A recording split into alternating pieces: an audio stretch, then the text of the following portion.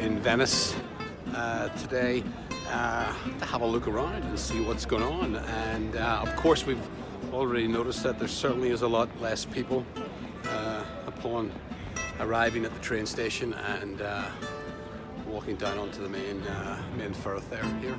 The streets, as you walk around here, are certainly a lot quieter, and yeah, some people with masks on and some not. I've got my scarf. Have you seen my beautiful baby? Normally there's a lot of people here, and these guys get swamped. A bit of music, the place is empty. Unbelievable. There's just very little going on.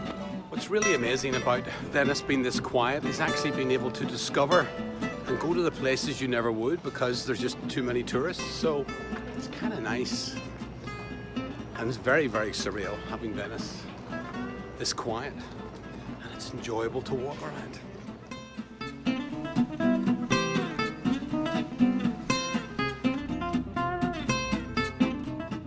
Did you know that Venice has a Jewish quarter? This is where we are right now.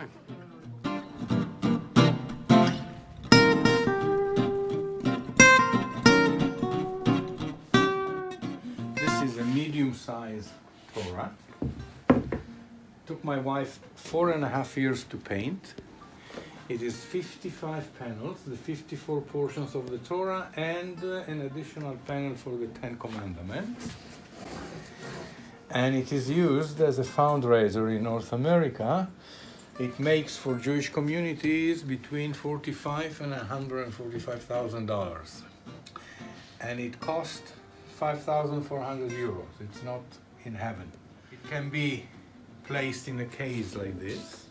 And then every week you turn it to the proper portion. We have also a mini size, which is here, which is usually bought by families.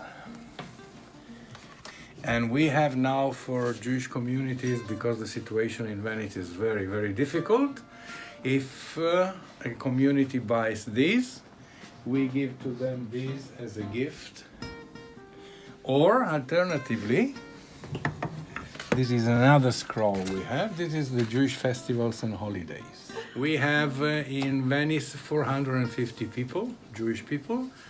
In the ghetto only 20. The rest they live in the main historical city of Venice. And it is really the essence of that little Jewish jokes were said we have 2 synagogues and 1 Jew. So apparently there are 5 synagogues in Venice.